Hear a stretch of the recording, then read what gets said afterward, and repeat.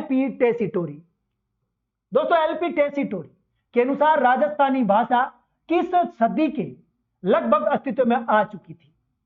राजस्थानी भाषा की बात हो रही है दोस्तों। राजस्थानी भाषा के बारे में हम बात करेंगे। अरे चंद्रभागा होगा सुनील पाटिल। रावी कहां से आ गई? रावी नदी तो पाकिस्तान में है, लाहौर भूल कैसे रहे हो? चलिए, मालवी नस्ल चंद्रभागा खुद नहीं है। चलिए कोई बात नहीं, आप जानो आपका काम जाने। एलपी टेसीटोरी के अनुसार राजस्थानी भाषा किस, दोस्तों 4 ऑप्शन आपके सामने, 12वीं 11वीं 13वीं 10वीं। क्वेश्चन का उत्तर नंबर 1 होगा 12वीं शताब्दी।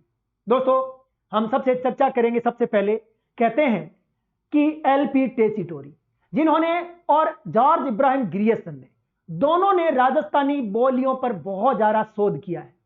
दोस्तों एलपी टेसीटोरी, मैं सबसे पहले आपको एक बात बताना चाहूंगा।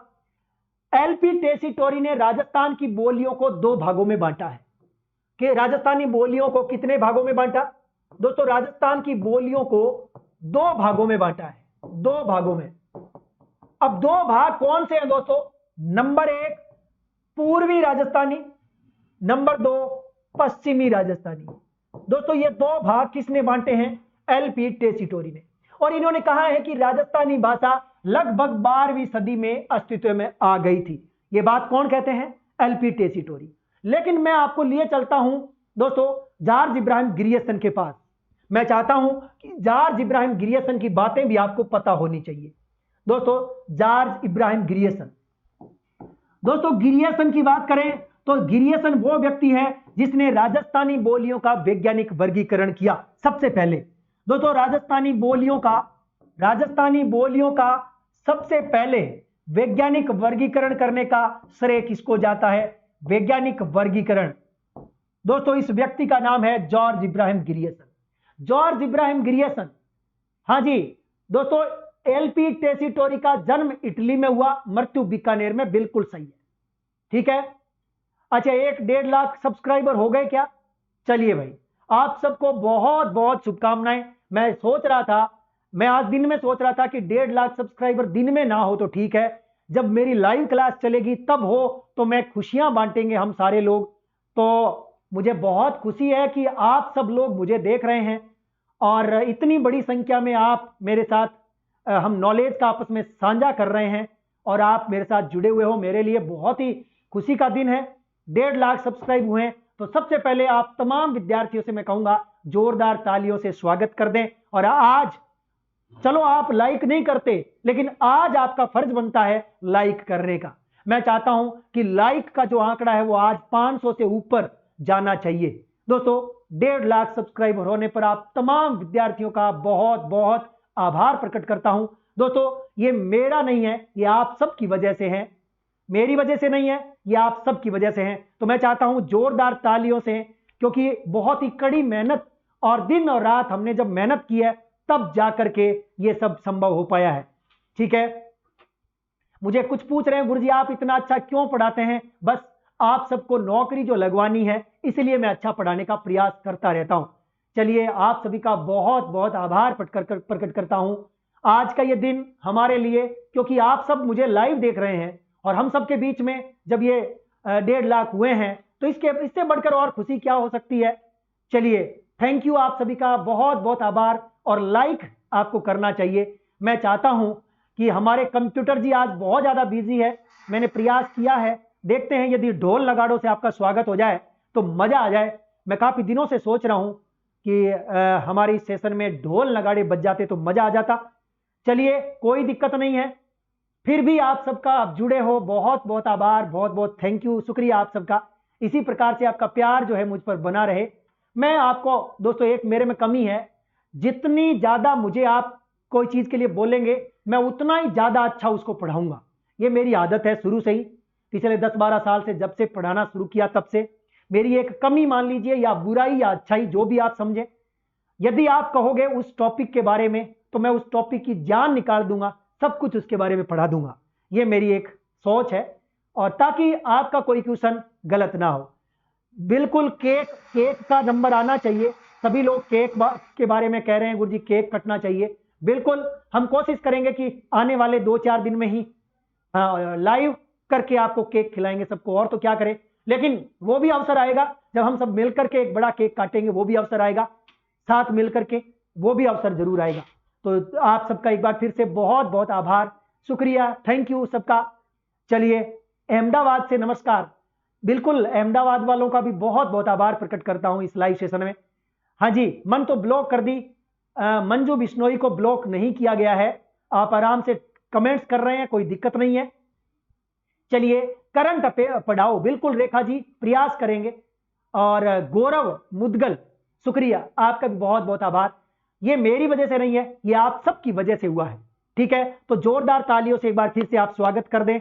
और हमारे कंप्यूटर जी को भी मैंने बोला है कि यदि वो स्वागत आपका यदि तालियों से कर दे तो खुशी होगी।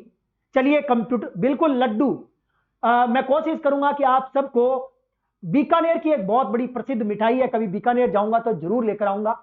आप समझ गए होंगे कौन सी मिठाई की चर्चा कर रहा हूं, जिसके बारे में बार बार क्वेश्चन आता है। चलिए, कभी मौका मिला तो जरूर खिलाएंगे आपको। बिल्कुल ऊर्जा, मुकेश चिंता ना करो, मैंने आपसे एक वादा किया है, मैं कुछ भी नहीं छोड़ूंगा, और आपका एग्जाम होगा ना उससे पहले पहले सारे टॉपिक करा दूंगा। ऊर्जा भी कराऊंगा, बेरोजगारी भी कराऊंगा, मरुस्थल भी कराऊंगा, सब कराऊंगा, विश्वास रखो। तब तक आप अपने हिसाब से पढ़ते रहो, ठीक है, मैं सारे करा दूंगा, और एक भी क्वेश्चन गलत नहीं होने दूंगा, यह भी वादा कर रहा हूं।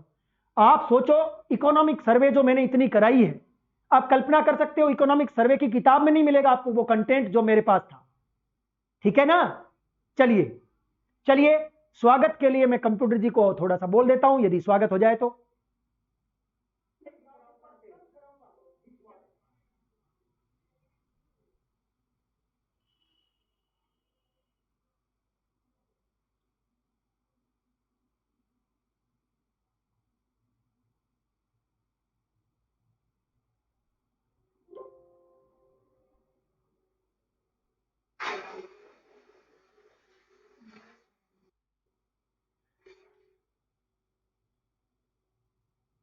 चलिए, शुक्रिया आप सभी का, बहुत बहुत आभार। और इस लाइव सेशन में आप सब लोग आए, आपका शुक्रिया, थैंक यू। कोई बात नहीं है, हमारे कंप्यूटर जी थोड़े रेडी नहीं थे, नेक्स्ट टाइम आपके लिए जोरदार तालियों से आपका स्वागत, ढोल नगाड़ों से स्वागत करेंगे। अब हमारा क्वेश्चन चल रहा है जॉर्ज इब्राहिम ग्रियर्सन। राजस्थानी बोलियों का सबसे पहले वैज्ञानिक वर्गीकरण करने वाले व्यक्ति का नाम है जॉर्ज इब्राहिम ग्रियर्सन। तो इन्होंने राजस्थानी बोलियों के लिए पहली बार राजस्थानी शब्द का प्रयोग किया है। दोस्तों, इन्होंने राजस्थानी शब्द का प्रयोग, दोस्तों एक बात आपको बीच में बताना चाहूंगा, राजस्थान के अंदर दोस्तों सबसे पहले राजपुताना, दोस्तों राजपुताना शब्द का प्रयोग, राजस्थान शब्द का प्रयोग, दोस्तों लिख लेना, राजस्थान शब्द का प्रयोग, और नंबर 3 राजस्थानी शब्द का प्रयोग। 3 बातें मैंने लिखी है। राजस्थान में सबसे पहले राजपुताना शब्द का प्रयोग जॉर्ज थॉमस, दोस्तों रट लेना, जॉर्ज थॉमस 1800 ईस्वी में, ठीक है। जबकि राजस्थान शब्द का प्रयोग कर्नल टॉड ने किया, कब किया? 1829 में। जबकि राजस्थानी बोलियों के लिए राजस्थानी शब्द का प्रयोग सबसे पहले जॉर्ज इब्राहिम ग्रियर्सन ने किया, दोस्तों कब किया? 1912 में। रट लो तीनों चीजें, बार बार क्वेश्चन आता है, रट लो, क्या कर लो? रट लो, है ना, रट लेना। जॉर्ज थॉमस, राजपुताना शब्द का पहली बार प्रयोग राजपुताना, जॉर्ज थॉमस 1800। राजस्थान शब्द का प्रयोग पहली बार कर्नल जेम्स टॉड 1829। और राजस्थानी बोलियों के लिए राजस्थानी शब्द का पहली बार प्रयोग जॉर्ज इब्राहिम ग्रियर्सन ने 1912 में, ठीक है। हाँ, बसंतगढ़ के चावड़ा शिलालेख में, चावड़ा वंश का बसंतगढ़ शिलालेख जिसमें राजस्थानादित्य नाम मिलता है, बहुत बढ़िया, शाबाश, ठीक है।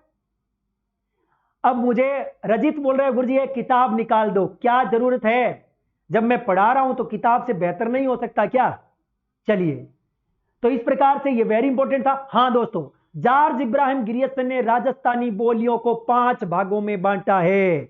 हाँ जी, कितने भागों में? 5 भागों में। रट लेना, क्या कर लेना? रट लेना। मैं कोशिश करता हूं पांचों भाषाओं को लिखने का, यदि मुझे नाम याद रहे तो मैं लिख दूंगा। मैं सरस्वती माता से कह रहा हूं मुझे याद दिला। दोस्तों नंबर 1 पश्चिमी राजस्थानी, नंबर 1 पश्चिमी राजस्थानी, ठीक है। और नंबर 2 दोस्तों, नंबर 2 उत्तरी पूर्वी, उत्तरी पूर्वी राजस्थानी, ठीक है। नंबर 2 उत्तरी पूर्वी राजस्थानी। और नंबर 3 मध्य पूर्वी राजस्थानी। अरे मध्य पूर्वी राजस्थानी आ गया नजदीक, माता सरस्वती ने वरदान दिया हुआ है ना। नंबर 4 दक्षिणी पूर्वी राजस्थानी। और नंबर 5 बच गया भाई, 5 नंबर बच गया, दक्षिण पश्चिमी, दक्षिण पश्चिमी राजस्थानी।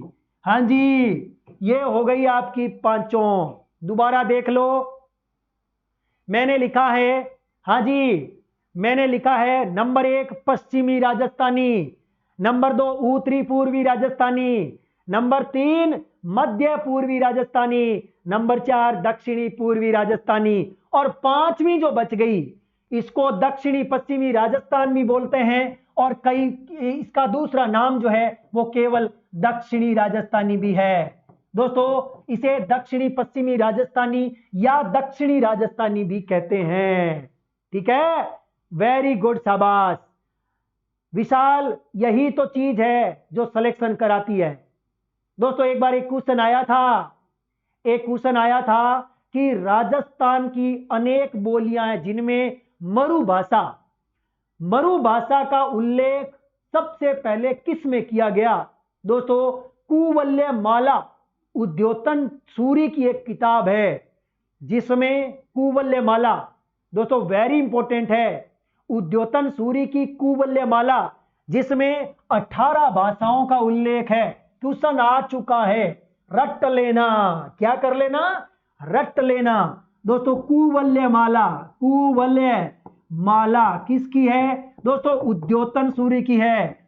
दोस्तों, उद्योतन सूरी, इसमें कितनी भाषाओं का उल्लेख है, 18 भाषाओं का उल्लेख किया गया है, जिसमें हमारी राजस्थान की कौन सी भाषा है, मरु भाषा का उल्लेख किया गया है। यह क्वेश्चन भी आया हुआ है, यह क्वेश्चन भी आया है, ठीक है, शाबाश।